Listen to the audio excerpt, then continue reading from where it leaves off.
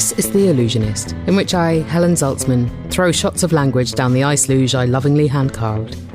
Now, you heard her in the Behave episode talking about how cognitive behavioural therapy works. You heard her in the Novel Remedy episode talking about why she sometimes prescribes novels to aid the mental health.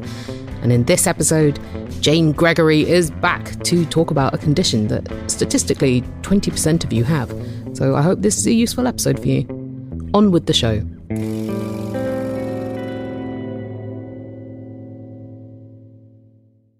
I first heard the term misophonia when I was reading an article in the New York Times. I'd say at least 5 people sent me that article to say, hey, this sounds like you. Huh.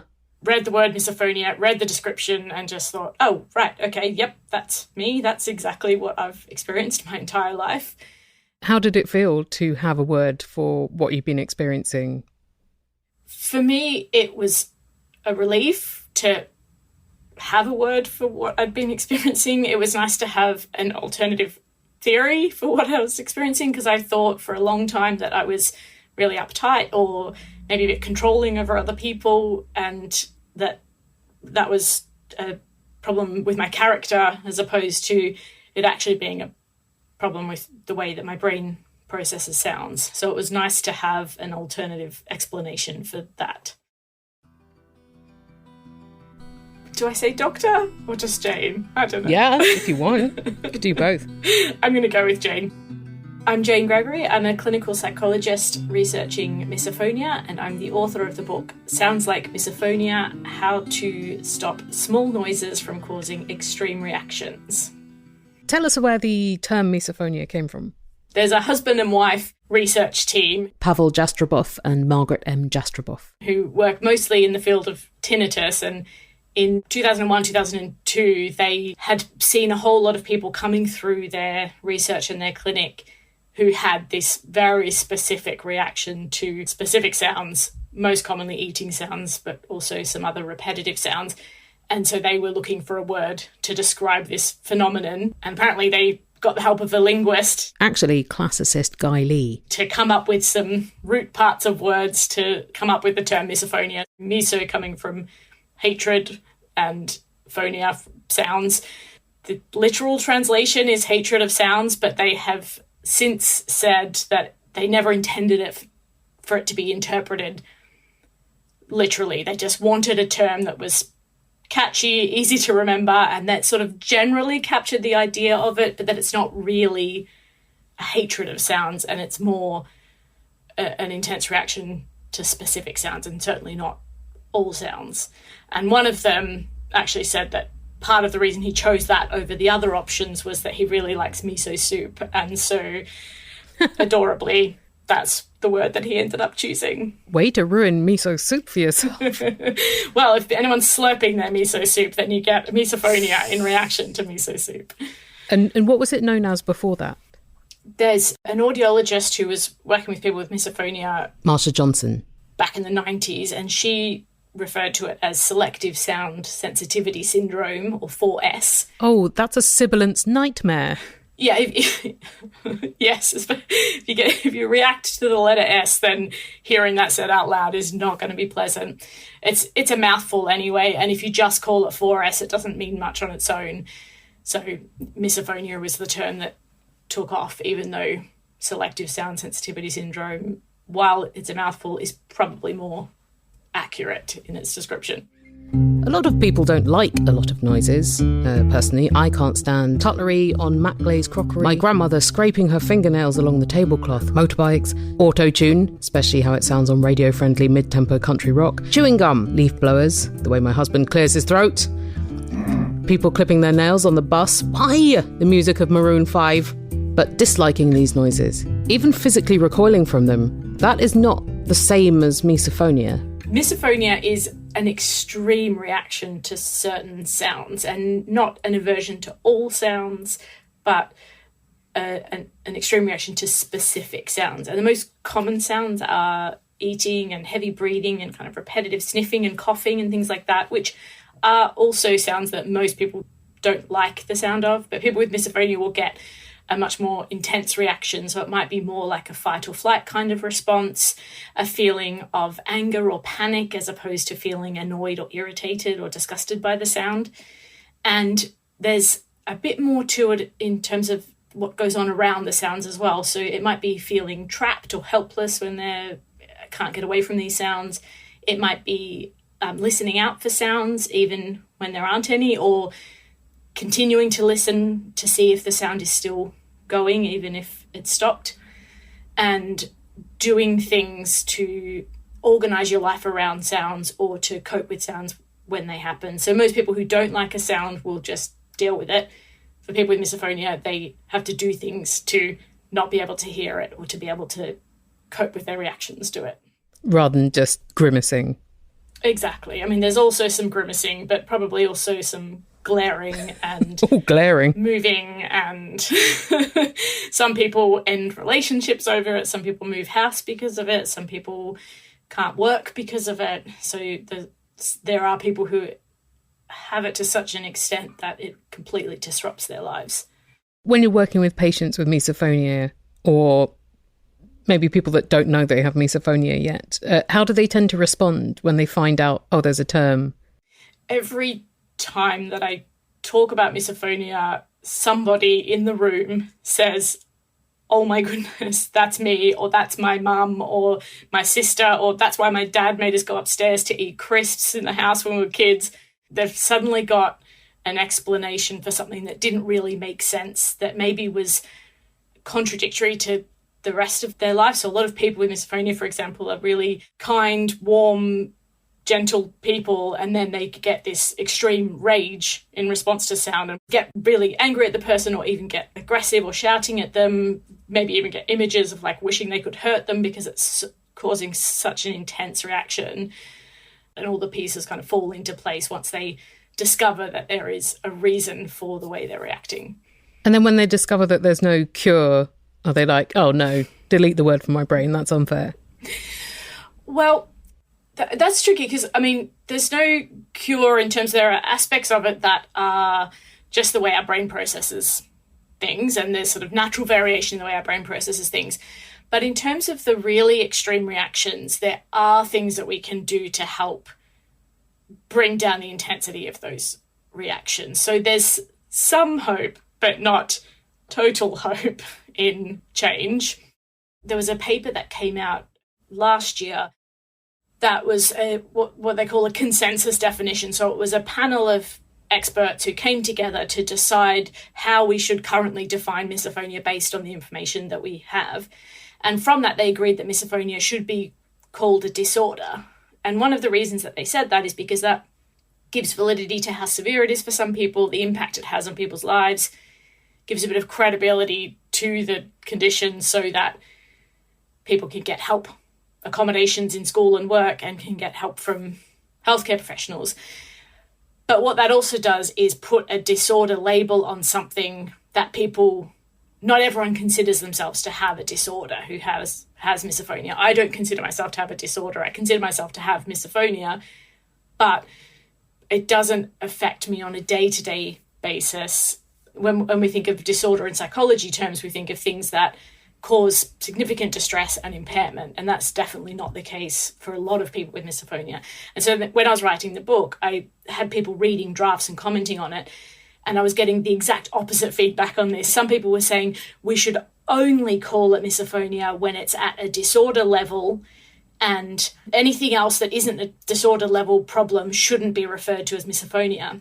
In the exact same space in the comments section, someone else had said, I don't think it should be called a disorder because that then stigmatizes it as a problem. And actually, for a lot of people, it's just an explanation for how their brain works and how they respond to sounds. And having a name for it is incredibly validating. And so we need the name to capture all levels of severity, not just the people who would be at the level that we might consider a disorder. And where did you land? Well, I couldn't decide. That's the problem. In my work, I refer to it as clinical misophonia and subclinical misophonia, and that helps me to make the distinction. And we do the same with disorders like OCD. where if someone currently meets the criteria for a disorder, we would say they have clinical OCD. And if someone has OCD, but at the moment it's not having that level of distress or impairment that they currently would need help for it and would meet the criteria for a disorder, we'd say they have subclinical OCD. So I've made the distinction the same in misophonia. And part of my research now is trying to work out what's the difference between people with clinical misophonia and subclinical misophonia. What is it that's different in those people that tips it over into that sort of disorder level problem? Jane's book, Sounds Like Misophonia, is structured like a course of therapy to help you develop techniques to deal with misophonia. And part of that involves using words in particular ways. For example, the word theory. When I talk about theories in the context of how I use it in the book, it refers to what feels true to you in any given moment. It's sort of your working theory of what's going on. And it doesn't have to match your rational theory of what's going on. It's tuning into, well, what's your body telling you? What does it feel like is happening? What's your felt sense of what's happening, even if you know rationally that it's not true? And one of the reasons I use the word theory is partly because it implies that it's not permanent, that theories change as we learn new information, so it probably will change over time. The other part is that I work from a cognitive behavior therapy perspective, and the cognitive part of CBT is often talked about as being thoughts. And telling someone that they need to change their thoughts could sound, it's quite shaming. It sounds like you're saying you're thinking wrong, and all you've got to do is replace that thought with the right thought, and then you won't be feeling as bad as you do. But the way we feel is based on not just what's happening in that moment, but our past experiences, what we've learned from our interactions with other people, and all of our past experiences, it can influence what happens in that moment. So when I talk about theories, I ask people, while they're feeling the emotion, to tune into their body and just reflect on what does it feel like is going on. And then the cognitions become a verbalization of what your body is experiencing. And the idea that our interpretation or thoughts influence our feelings, I think, is not really accurate, because often it's the other way around. Our thoughts are an attempt to explain what we're feeling in our body. And so theory is just an in-between way of capturing that. So what's your theory about what your body is telling you? And once we've got the theory, then we can look at, well, do we want to generate an alternative, a competing theory? And if we've got competing theories, then we can do little experiments to test that out and find out which one we think is the most credible and go with that until something changes or we get new information that makes us come up with a new theory. Do theories always have to be verbal thoughts? No, sometimes it's an urge, sometimes it's just a vibe, a feeling. It's easier in a therapy sense to put words to it so that the therapist can work with the person to try and make sense of what it means, but you don't have to be able to put words to a theory to know for yourself what it means. So especially if they know that the feelings that they're having in that moment, the theories that are sort of coming out of their body in that moment, are probably based in past experiences rather than what's happening now. So a really common one in misophonia is a feeling that there's something wrong with you for reacting this way. And this is usually because people have been told there's something wrong with you for reacting this way. And so understandably, that's what feels true in the moment. Even once you've heard there's a word for it, misophonia, it's not you, it's the way your brain processes sounds, it still feels true in the moment. So then if we can recognize that that's what's going on and maybe tap into where that came from and understand that that's an old theory, and maybe it's time to develop a new theory that you can hold on to in those moments. I was so interested in the tool which is replacing the word but with the word and as a conjunction, not as a body part. That's where I was going first. Yeah, I really like getting people to think about things as this and this instead of this but this, because as soon as you put but into the sentence, it seems like the two things can't coexist. And actually, we can hold conflicting ideas side by side. So it might be, I really want to be able to speak to my parents on Zoom, but they keep showing up with snacks every time we do it. And so if you replace but with and, it's, I really want to be able to talk to my parents on Zoom and they keep showing up with snacks. It's a really small change, but it really changes the hope attached to possible change. So now that's just a describing of the situation, and now you can decide what to do with that information rather than being, I can't do this because they've always got snacks. It's, I'd like to, and... So simple and so smart. Yeah, those are the tools that are the hardest to convince people to use because they seem too simple to possibly work. I wonder what people want. Do they want some kind of spell where it's like, yes, if you make a distillation of cowslip and put it out in front of a blood moon and then pour it into your ears? Well, I think what people want is not to feel like it's their fault that they are the way they are. And if something seems simple, then they feel like they should have thought of it. But there's no reason they should have thought of it because we think and respond and feel the way that we do because of the sum of all of our past experiences. And so once you've learned something, you then know it, but there's no reason to have known it before if you haven't learned it. It's okay not to know absolutely everything. Indeed. I have to tell myself this. Me too. It's my mantra. Does it ever feel a bit victim blamey to you that you have to learn techniques to manage your response to certain noises rather than other people learn to eat silently? I mean, personally, I would love it if everyone could just eat neatly and quietly. For a long time, I didn't feel like I should be the one that has to deal with my own reactions to this. I felt like people should just eat more quietly. But I was forced to update that theory. One of my kids cannot eat with their mouth closed. And I had always believed... my very strong theory was that if you eat with your mouth open, it's because you just don't care about other people around you, or you just never learned good table manners. And then I had this child who I had been very gentle and calm and helping them to learn table manners. And eventually we had to talk about it because it was starting to stress them out at the table that I would remind them to close their mouth when they were eating. And they said, I just can't. It's so uncomfortable to keep my mouth closed, and I have to remember to keep it closed. I can't just keep it closed. So that means I have to be thinking about what my mouth is doing, and then I can't enjoy the food. And then I feel like you're judging me because I can't keep my mouth closed. And so actually my response was causing distress and tension and stress for them.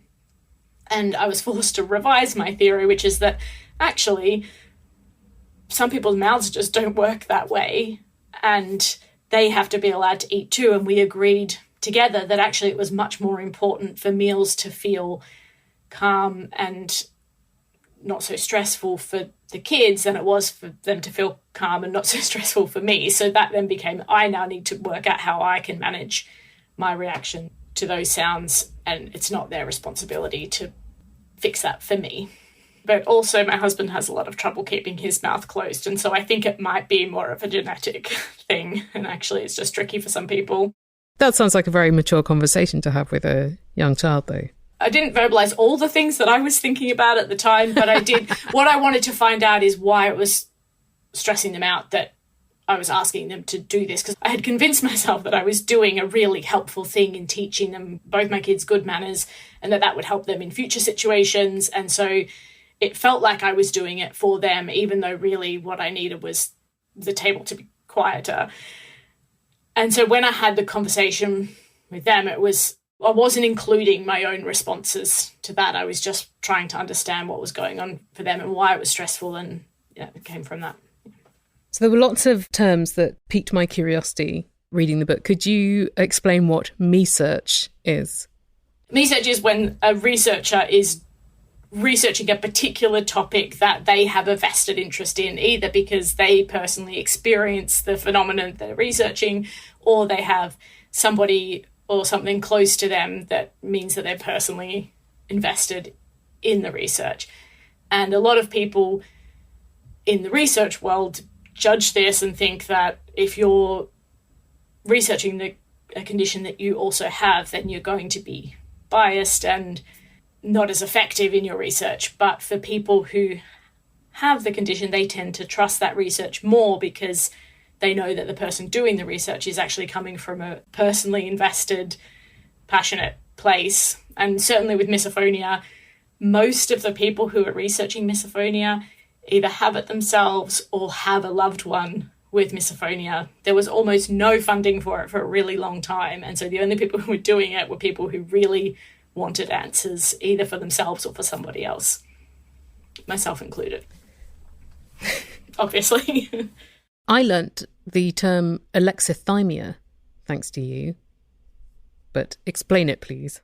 Alexithymia is when people have difficulty or can't at all identify their emotions or express their emotions or put words to their emotions. It doesn't mean that they don't feel emotions, it just means that they might have trouble putting words to what they're feeling, or maybe don't really relate to the terms that people use for their emotions. And how does this present in real life, and what kinds of problems does it use? If it stops people from tuning into how they feel and processing how they feel, then that can cause a problem. But we don't need to be able to label or express our emotions to be able to process what we're feeling. And sometimes if I'm working with somebody who has alexithymia, what we might do instead is just tune into what the body's doing, pay attention to sensory information.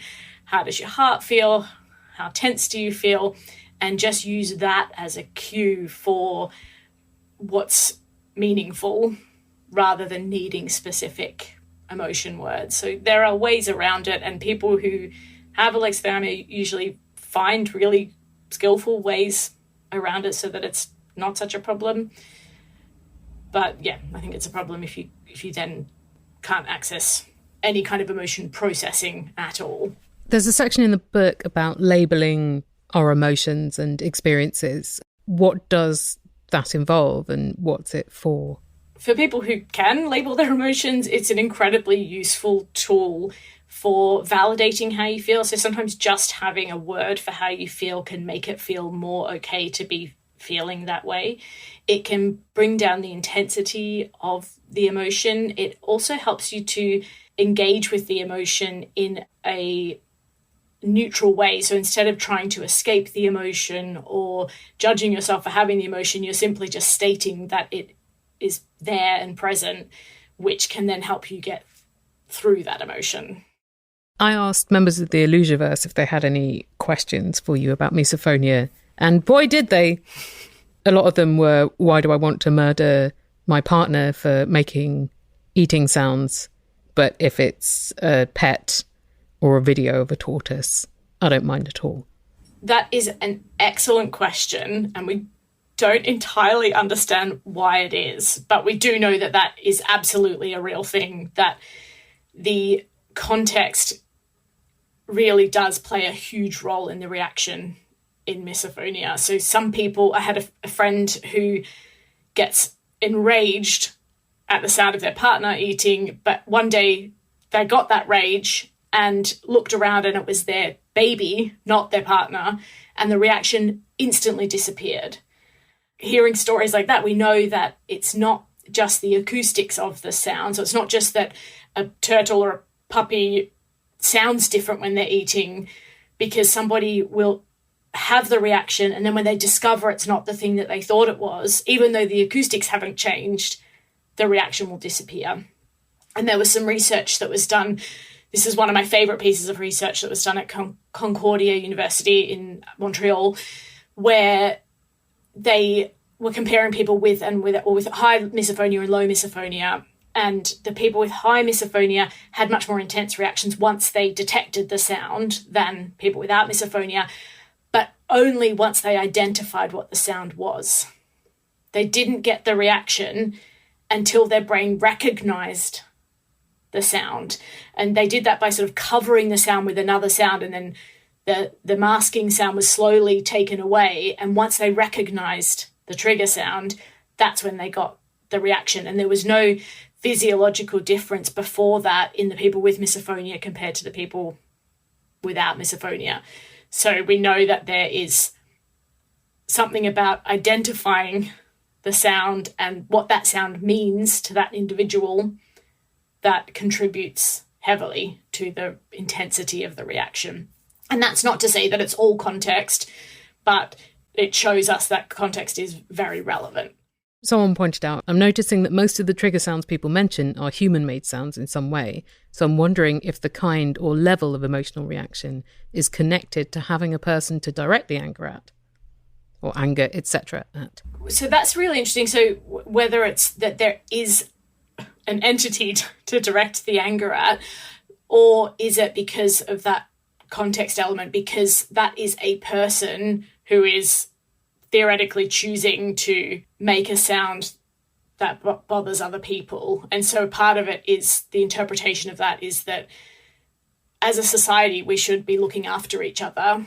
And there's a theory called social exchange theory, which is about the rules that help us to get along calmly and comfortably. And it includes things like the reciprocation. So we contribute equally to each other's comfort and safety and needs.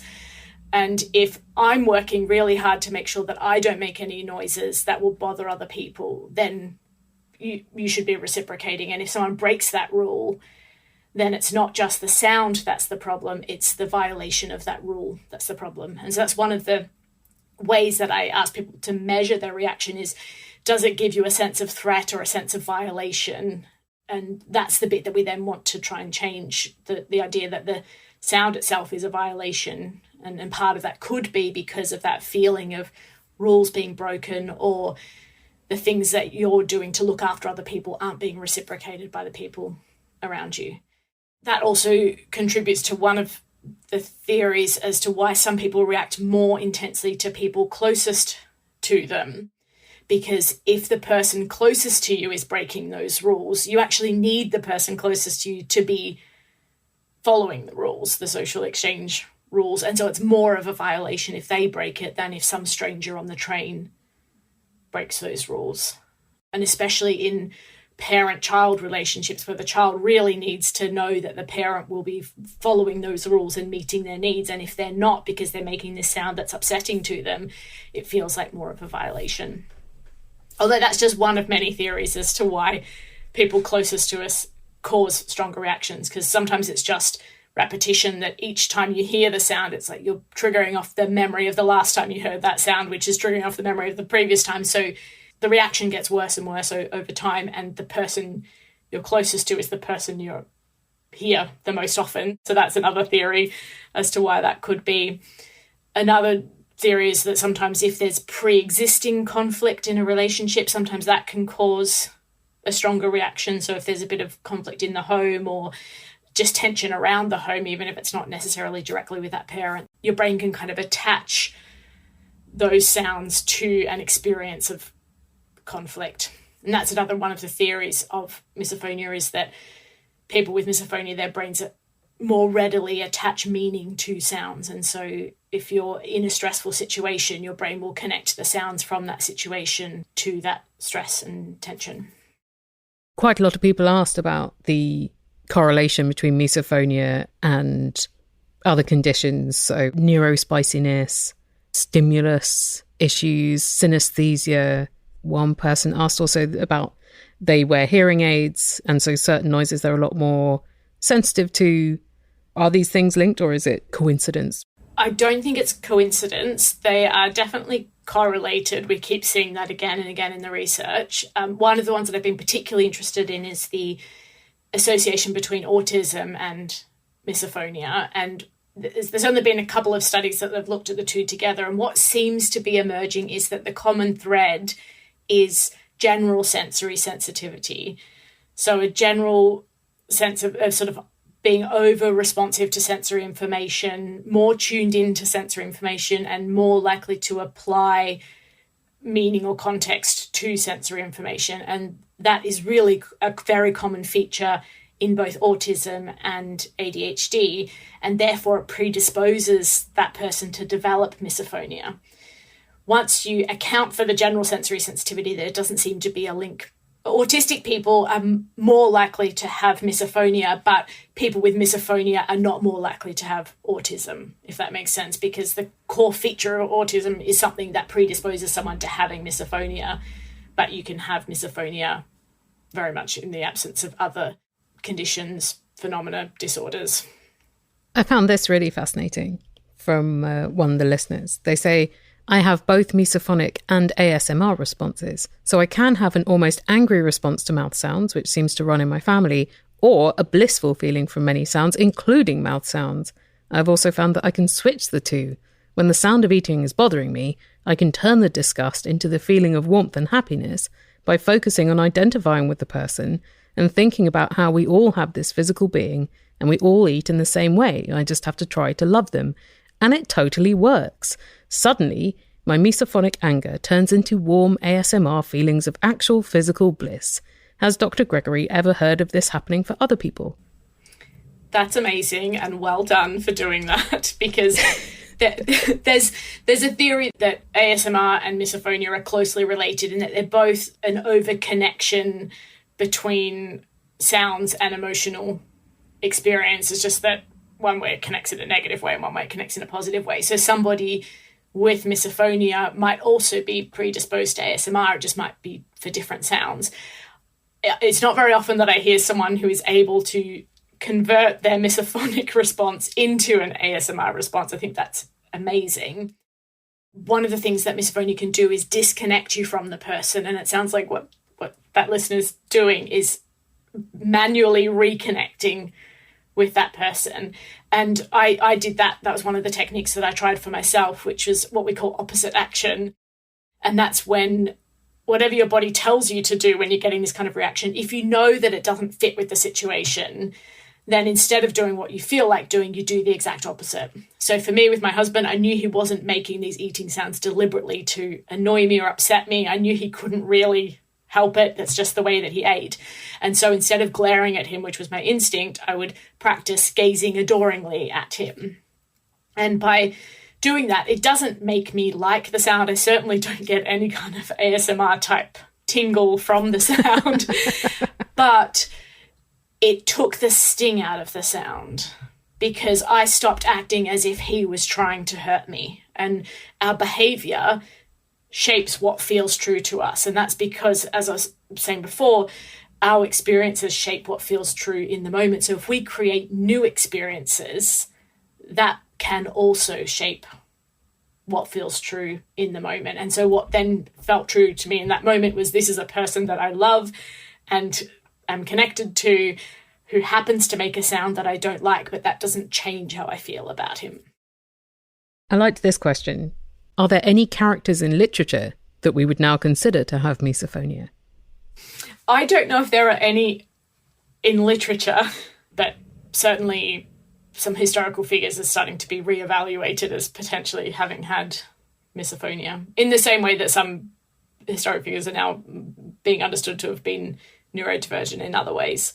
So apparently Winston Churchill had a sign up that no small noises were to be made in the war rooms and that they had to have quiet typewriters because he reacted to the sounds of loud typing.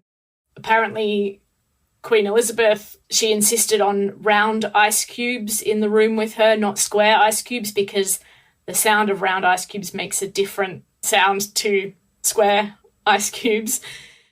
What are the most common noises and what are the most left field ones that you've encountered as misophonia triggers? So the most common, definitely eating sounds. Any kind of repetitive nose and throat sounds are really common as well. So repetitive sniffing or clearing your throat.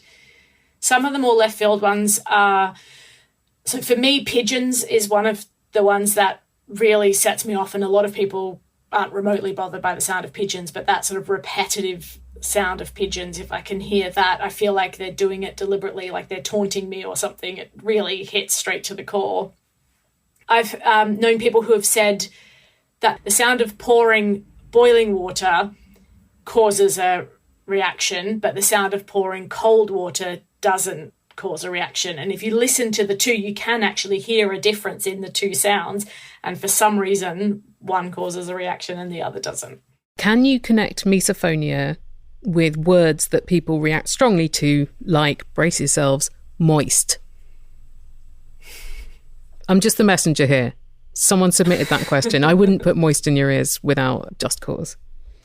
It's a very similar reaction, and some people with misophonia do react to specific words or even specific letter sounds. So the letter S, the letter K, some people just get a reaction to those, and if words contain those sounds, then they're more likely to cause a reaction.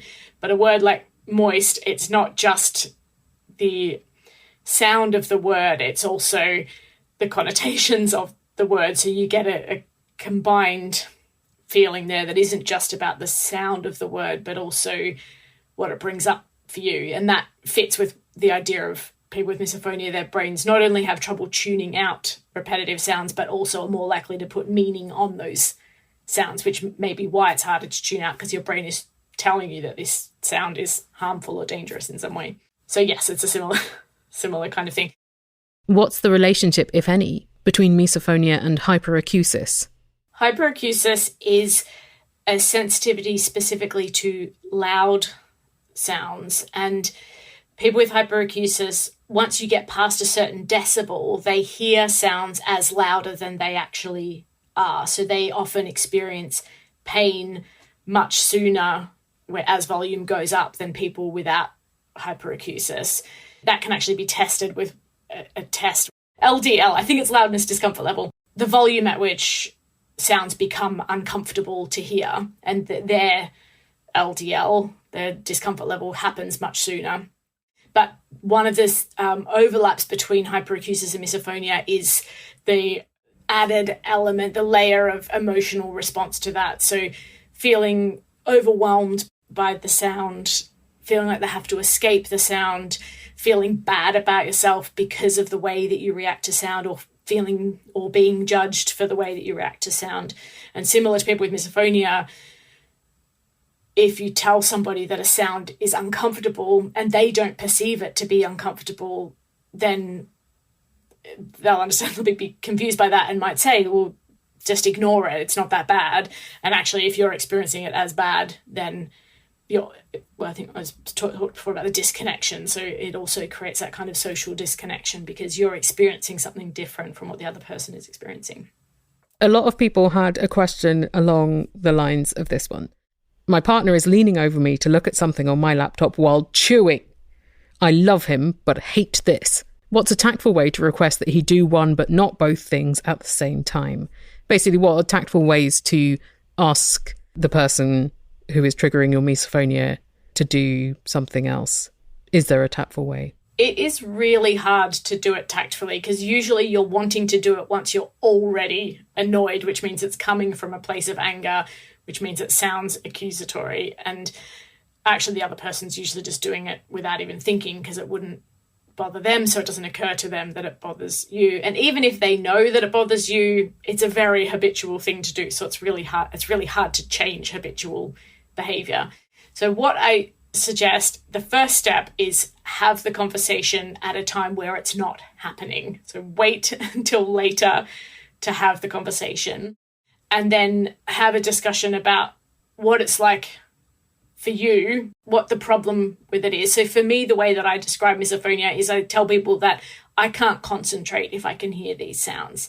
So it's not that you're doing anything wrong, although sometimes that's questionable, but if someone's trying to have a conversation with me and they're eating, I won't be able to focus on the conversation. So in order for me to have a conversation with you where I can focus, I need for it to be when you're not eating. And so either we can continue to have the conversation and I won't be fully present, or we can wait until you've finished eating. And that way it's giving the person a choice about it and letting them know what the consequences are for me. But one of the times I think it's really hard to have a conversation is when you've got competing needs between the two people. So, for example, if somebody has ADHD and part of the way they release their energy is to fidget or to shake their leg or to tap or something, and that can be really annoying and cause distress for a person with misophonia. But if the person with ADHD can't do that, then that either is really hard for them to not do it, or it causes problems for them if they're not able to release that energy. So then it's about working out, well, what are our competing needs, and having a conversation about how we work that out. How do we prioritize in any given moment which need is more important, and what systems do we need in place so that both of us can be relatively comfortable, and what are the times where we're willing to compromise. I think if I had raised with my family, there's a thing that makes me uncomfortable, they would have just done more of that thing. Yeah, and that's been the experience for a lot of people with misophonia, is that as soon as they say, this really bothers me, it upsets me, I get a fight or flight, panic kind of reaction, people automatically do the sound or start deliberately doing the sound around them to annoy them. And that makes a bit of sense in a sort of family situation with siblings trying to torment each other, but for a lot of people it still happens even as adults, like people in the workplace doing things deliberately to bully them, basically to cause a reaction and finding that funny. And so that's one of the things when I was talking about theories before, is that there's always scope for a theory to be true. So for me, if I think that somebody in my life is doing it deliberately, if it feels like someone's doing it deliberately, it's probably not true, because most people in my life, they don't want to cause me harm. And so if I have that feeling, I know it's probably not really the best theory to explain this situation. But for somebody who has been through that experience as a kid or goes through that experience currently, then of course that is true for them. And then the solution is not, well, we need to update the theory. The solution is, well, what do we need to do now that we know that that is the situation? And that's then more about learning how to set boundaries, learning how to problem solve, and put systems in place that stop that from happening, rather than changing your interpretation of it. So one listener says, my mother has misophonia and always got really angry at certain sounds like chewing gum or hiccups, and that anger always seemed unfair to me, since hiccups are by definition involuntary. I feel like she manages it better now that she can identify it as misophonia, and I do too. Does Jane find that common, that when people can name their reactions as misophonia, as a condition or the way their brain works, it helps diffuse the emotional part of the reaction? And I'm going to throw in, conversely, does it make it worse for some people because they start noticing things even more? I would say yes, absolutely. For a lot of people, having a word for it, having an explanation for it, does bring down the intensity of the emotion, because it puts a stop to what it felt. When you didn't know what it was, without realizing it, your brain is trying to make sense of it. So your brain will come up with a theory, even if you're not trying to. And so often the theory was, there's something wrong with me that I'm getting angry at the people that I love, or there's something wrong with them that they keep making these sounds, even though it's obviously upsetting that they make these sounds.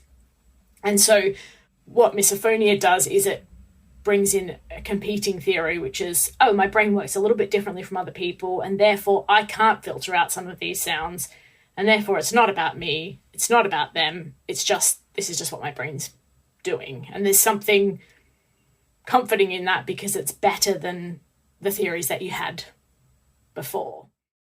But for some people, once they know what it is, they then start worrying about other things that might cause a problem. Now that I know that my brain reacts this way, what if it attaches itself to other sounds? And so then they hear about trigger sounds that bother other people, and then they start listening out for that sound, and not in a deliberate or conscious way, but just that's just what their brain does, partly because they're worried about the impact of this problem that feels like it can't be changed.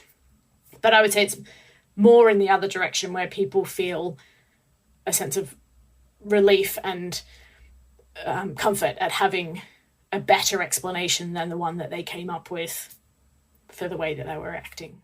And one of the things with misophonia is actually that those theories are in competition with each other. So you feel both that the other person is doing this and not caring about the impact that it has on you, and you're feeling like there's something wrong with your brain, or you're too sensitive, or you're controlling or manipulative. And those two things, they can't both be true, but they both coexist. And so there's a lot of conflict going on with misophonia, whereas once you have an explanation that doesn't involve conflict, that relieves the intensity of the reaction. The conflict is just another layer of the reaction that increases the intensity of the misophonia. If there's one piece of advice you can give to people who maybe have not made a start yet on their misophonia management journey? What would your advice be? One piece of advice. Oh, man. Or what's one of the things that you are most grateful to have learnt in the years you've been studying misophonia? I think the biggest piece of advice is to give yourself a break, but also give others a break. And that most of the time people aren't trying to cause harm to other people. I don't quite know how to finish that statement, because I also don't want to invalidate the fact that people do have experiences where people are very much intentionally trying to cause harm to that person. So everything comes with caveats. So actually, the thing that was most important to me was discovering that I wasn't alone. I wasn't the only person reacting this way. Once there's a word for it, that means that other people experience it too. I wasn't alone in this experience. Buy Dr. Jane Gregory's book, Sounds Like Misophonia, wherever you get your books. And because it's laid out like a course of therapy, if you do have misophonia, you can work through it by yourself or with your therapist. And reading it as a non-misophone, I found it very valuable for learning how to be more supportive of and less of a problem for people who do have misophonia.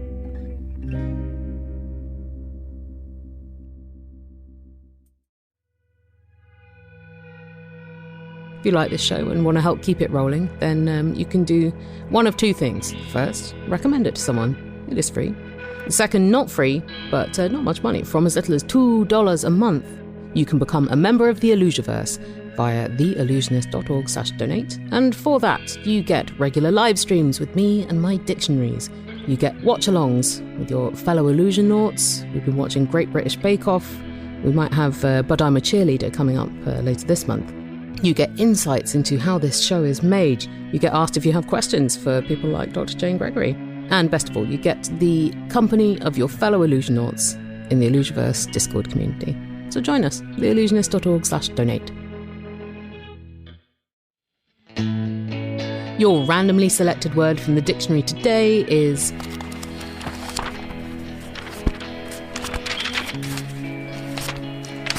obolize. Verb. Mark, brackets, a spurious or doubtful word or passage, close brackets, with an obolus. What is an obolus? Conveniently, that dictionary entry is right under this one, so here you go. Obolus, noun, plural, oboli. 1, a symbol, the one that looks like a little dagger, used as a reference mark in printed matter or to indicate that a person is deceased. 2, a mark, minor sortified, used in ancient manuscripts to mark a word or passage as spurious or doubtful. Origin Middle English via Latin from Greek obolos, pointed pillar, also critical mark. Same root as obelisk. Try using obolize or obolus in an email today. This episode was produced by me, Helen Zaltzman. The Illusionist music is by Martin Austwick of the podcasts Neutrino Watch and Song by Song. Hear his music at palebirdmusic.com. Our ad partner is Multitude. Ad spots are now available for 2024. Want one wherein I winningly and affectionately talk about your product or thing? Then contact Multitude at multitude.productions/ads. Seek out Illusionist Show on YouTube, Instagram, Facebook, Blue Sky, the remnants of Twitter, and you can hear or read every episode, find links to more information about the topics and people therein, donate to the show and become a member of the Illusiverse, and see the full dictionary entries for the randomly selected words, all at the show's forever home, theillusionist.org.